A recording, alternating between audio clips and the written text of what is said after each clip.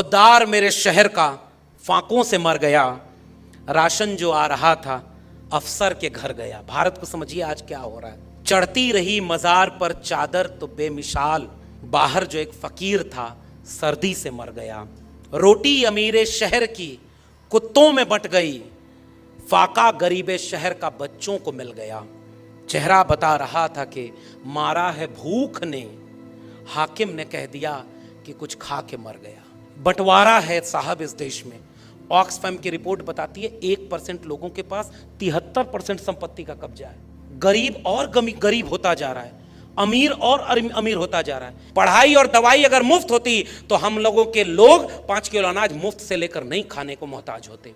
तुमने देश को यहां पहुंचा दिया कि 5 किलो अनाज दे रहे हो और सब कुछ बेचते चले गए। भाई उसका क्या बुरा माने, उसने तो पहले ही कह दिया था मेरा क्या है जी, हम तो फकीर आदमी हैं, झोला लेके चल देंगे। हमें तो आपको सोचना है ना, वो तो चला जाएगा, ना आगे नाथ न पीछे पगाह, हमारे यहाँ भोजपुरी में कहा जाता है। उसके कोई आगे पीछे तो है नहीं।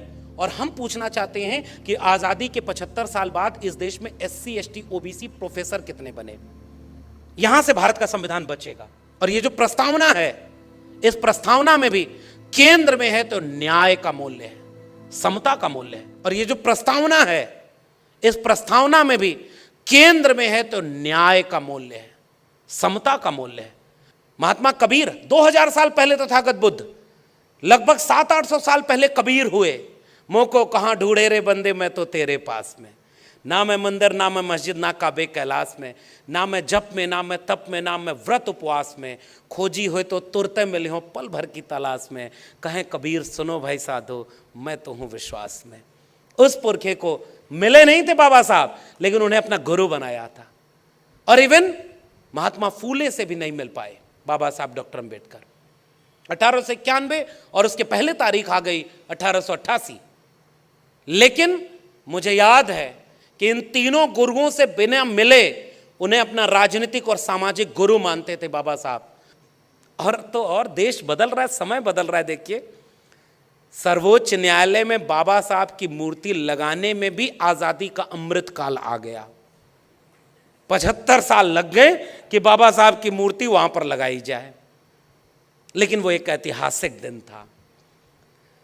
आज उस देश में न्याय की सबसे बड़ी संस्था, जिसमें मनु को सबसे बड़ा न्यायाधीश माना था लोगों ने, उसके सीने पर चढ़कर एक बैरिस्टर बाबा साहब अम्बेडकर की तस्वीर सर्वोच्च न्यायालय के सामने खड़ी है, जो रात के अंधेरे में भी डराएगी अगर किसी ने अन्याय की कोशिश की भी तो।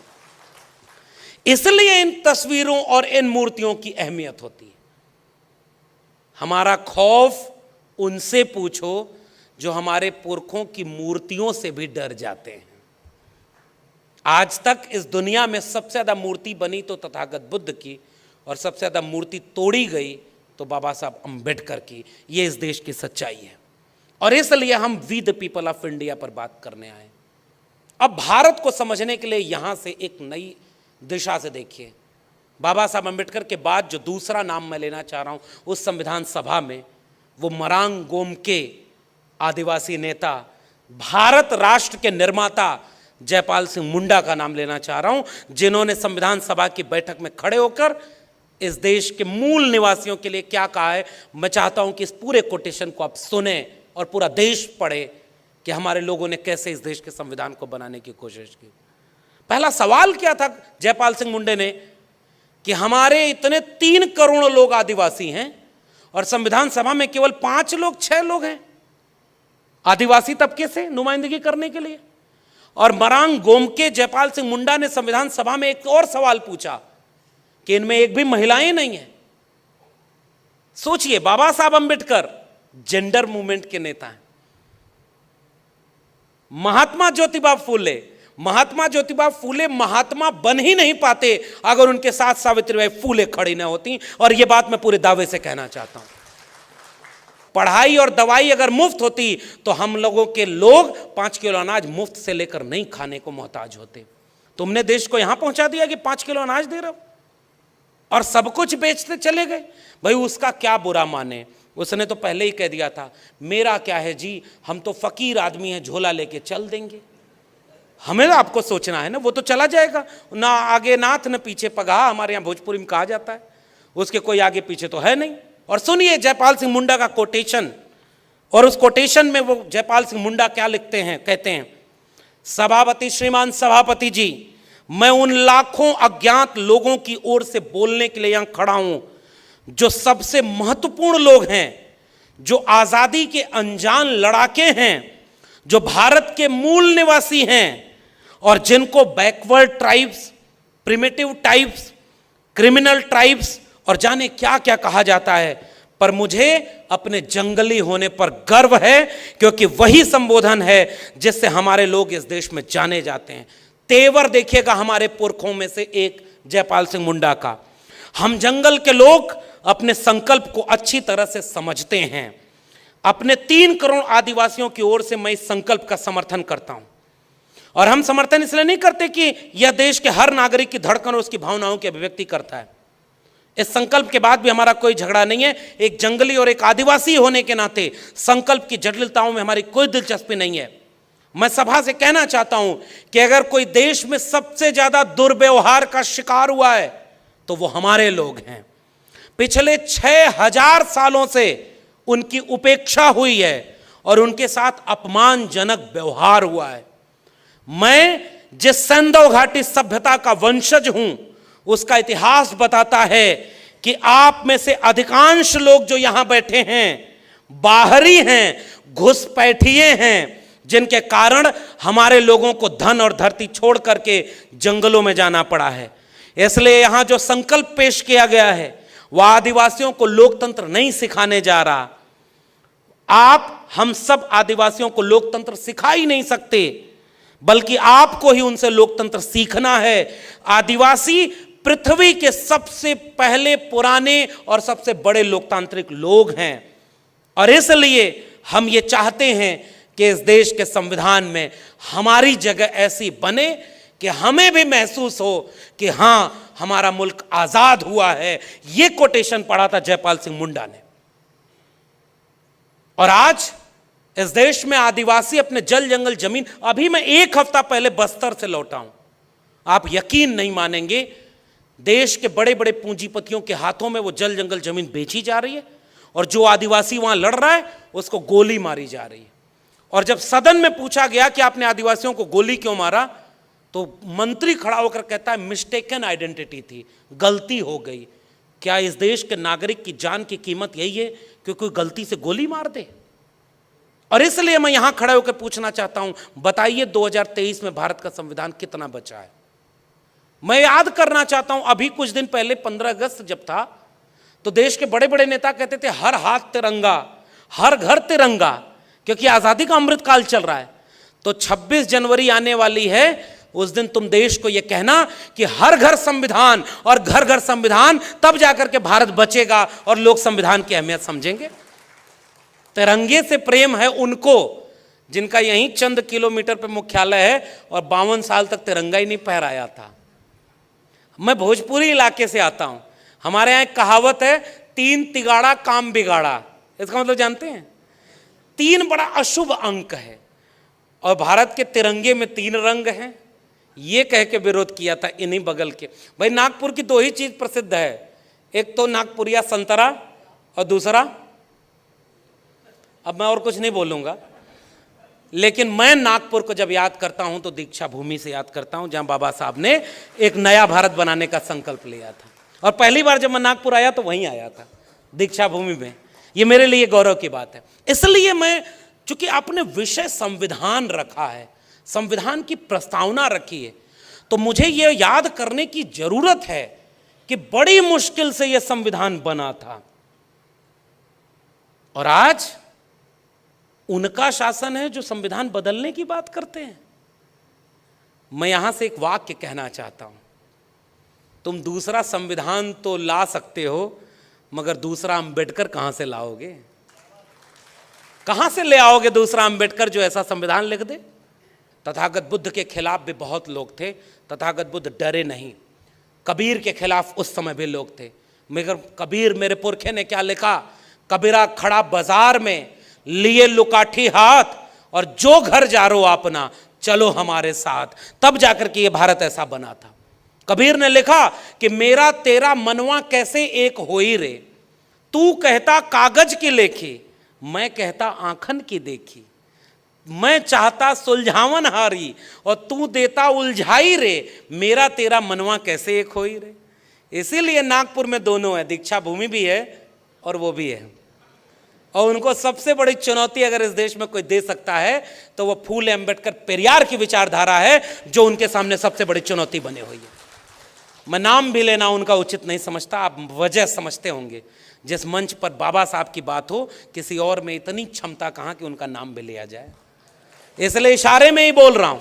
इसलिए मैं ये बात कहना चाहता हूं कि हमारे पुरखों ने कलम और किताब की बात कही है। रविदास ने साफ लिखा है कि ऐसा चाहूं राज में जहां मिले सबन को अन्न, और छोट बड़ो सब संबस है, रविदास रहे प्रसन्न। छोटे बड़े को मिलाने की बात थी ना। और ध्यान से पढ़िए, इस संविधान में आपको रविदास नजर आएंगे, इस संविधान की प्रस्तावना में आपको कबीर नजर आएंगे, इस संविधान की प्रस्तावना में आपको गुरु नानक नजर आएंगे, पलटू दादू भीखा बुल्ले शाह बाबा फरीद याद आएंगे। इस संविधान कोई मामूली संविधान नहीं है। इस संविधान की प्रस्तावना में आपको बुद्ध नजर आएंगे। जब भी समता की बात होगी, जब भी न्याय की बात होगी, तो बुद्ध इसमें मिलेंगे। तो संविधान बड़ी मुश्किल से ऐसा बना था भाई, सबको बराबर का अधिकार दिया था, लेकिन आज उस संविधान को भीतर से खोखला कर दिया गया है। और हम पूछना चाहते हैं कि आज़ादी के 75 साल बाद इस देश में SC ST OBC प्रोफेसर कितने बने? यहां से भारत का संविधान बचेगा।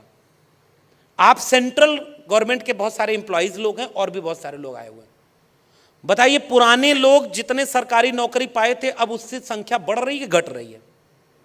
घट रही है। पुरानी पेंशन बंद हो गई।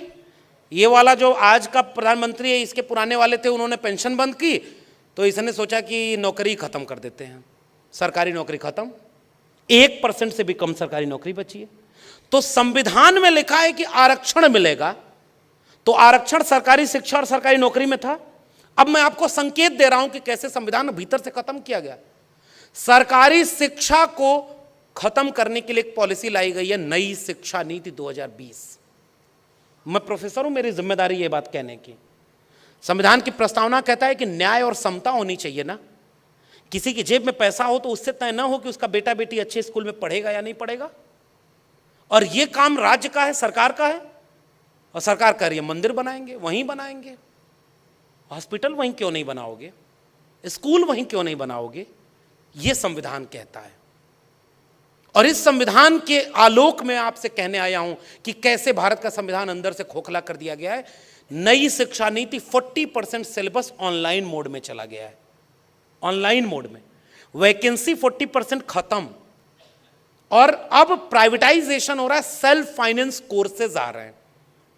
और सरकार पहले यूजीसी से चलती थी, पढ़े लिखे लोग हैं यहां, और यह बात आपको इसलिए कह रहा हूं क्योंकि गांव के लोगों को उनकी भाषा में यह बात समझाइएगा। हम आपकी भाषा में अलग बोल रहे हैं, लेकिन गांव वालों को समझाइए कि कलम पकड़ने का अधिकार संविधान ने दिया था और कलम छीन ली गई है, और आपसे कहा जा रहा है त्रिशूल और तलवार पकड़ लो। यह खतरा है भारत के संविधान पर।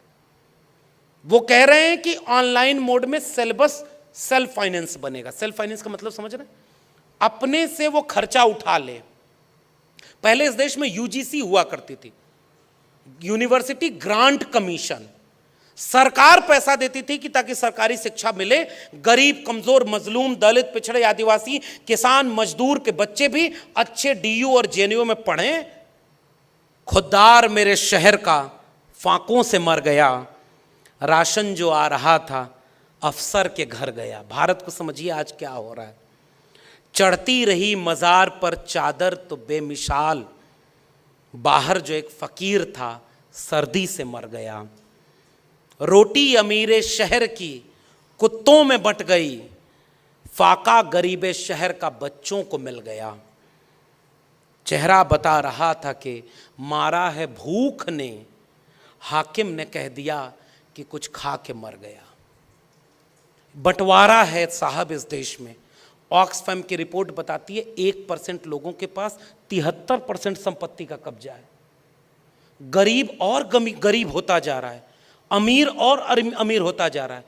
सामाजिक और आर्थिक गैर बराबरी दूर नहीं हुई, बढ़ती जा रही है। और हमारे सामने अब आकर देखिए, गरीब को इतना गरीब किया जा रहा है कि वो मजदूर बन जाए। और बाबा साहब ने उसको शासक बनाने के लिए कहा कि जाओ अपने घर की दीवारों पर लिख दो कि तुम इस देश के शासक हो।